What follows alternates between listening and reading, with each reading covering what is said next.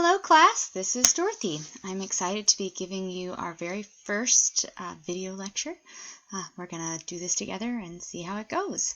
We are starting chapter 8, which is genres.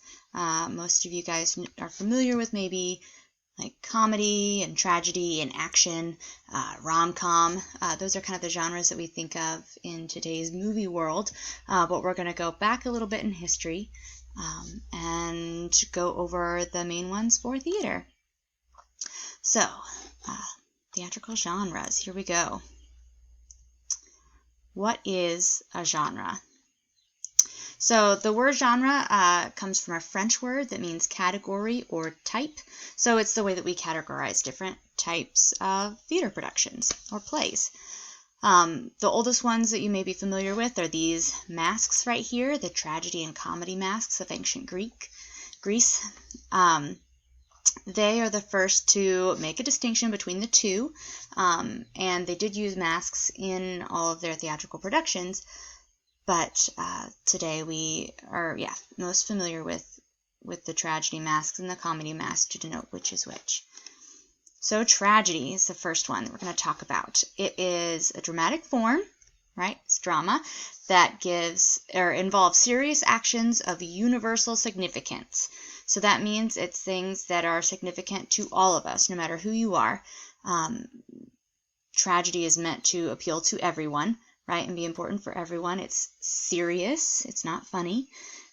And it has important moral and philosophical implications, usually with an unhappy ending. So it might teach a lesson. It might prove a point. That's what it means by moral and philosophical implications. And it usually doesn't end well. So traditionally it ends with someone's death or something gets ruined, but oftentimes it is a death of at least one person when we're talking about traditional tragedy, at least. Now, there are multiple kinds of tragedy, so we're going to go into those in a bit. But in general, the conditions or climate for tragedy has to have two conditions. So the idea that human beings are capable of extraordinary accomplishments. So there has to be some... it can't just be mundane, right? Normal people. It's the fact that we are capable of so much.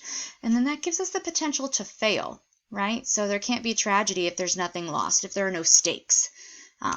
Then if there's nothing to lose, there's nothing to gain, there can't be tragedy. And then it also explores the idea that the world is potentially cruel and unjust. So although we may have or may be capable of great things, the world doesn't necessarily always want to go our way. It is cruel and unjust. So hence there's the conditions for tragedy. Here's a quote from Shakespeare. You guys can read it. I will have all of these slideshows available to you on Canvas that you can browse through on your own when you're studying at your own pace. So there's two main types that we're going to talk about: traditional tragedy and modern tragedy.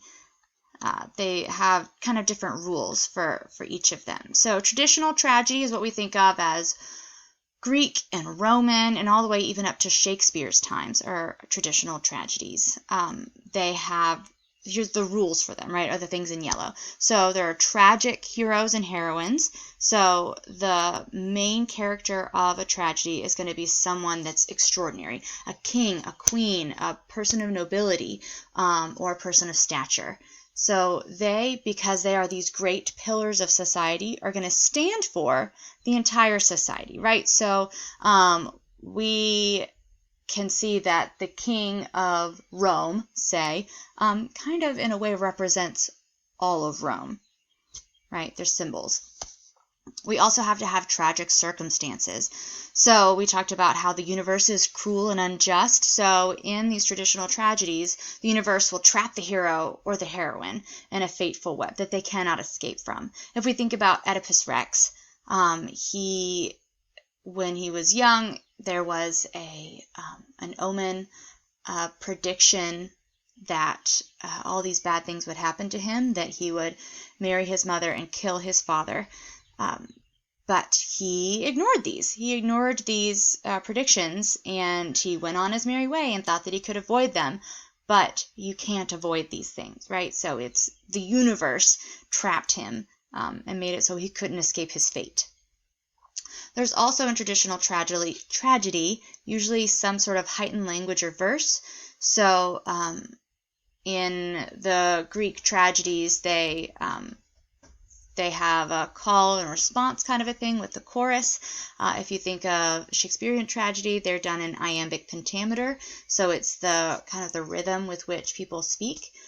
They also have heightened language, so they use flowery words. Again, these are people of stature, right? So they're going to use big, noble language. There's also a thing called tragic irretrievability. So you can't go back from where you came. There's no way out. The tragic hero or heroine must continue forward to meet their tragic fate, right? They're trapped in that fateful web. They can't escape it.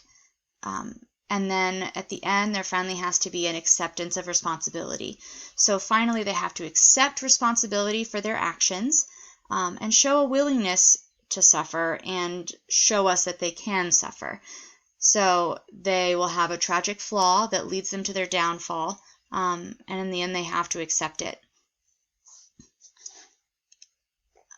So when we think of traditional tragedy, one of those examples, we talked about Oedipus Rex is a big one, but also Romeo and Juliet. So hopefully most of you are familiar with Romeo and Juliet, maybe from high school, maybe seeing a movie version of it. But I want you all to think, how is this a traditional tragedy? We know that it is, but what are those characteristics that we just talked about, the 5 that were in yellow? How do they apply to Romeo and Juliet?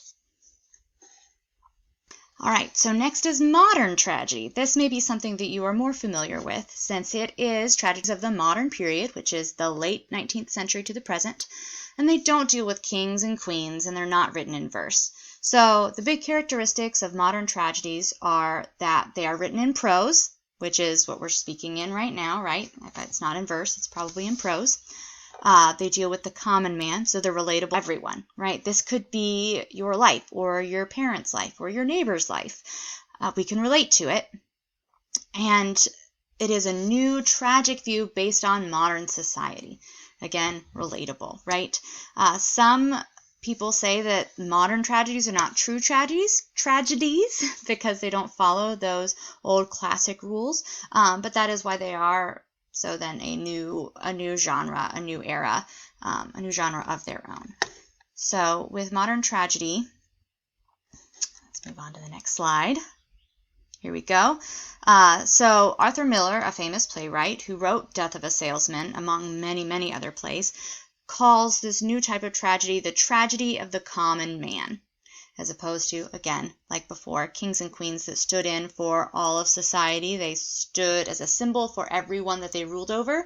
Now these people don't have to be a symbol, right? Because it is about a common man or a common woman. So we're going to watch a little bit of a clip on Arthur Miller's Death of a Salesman, which of course is a modern tragedy. To hear. So before we move on to comedy, I just wanted to ask you, how is Death of a Salesman a modern tragedy? And how is it different from the traditional tragedies that we learned about? Go ahead and I'll have some sort of way for you to submit your answers to these 2 questions, the one from traditional tragedy and the one from modern tragedy. And I'll see you on the flip side with comedy.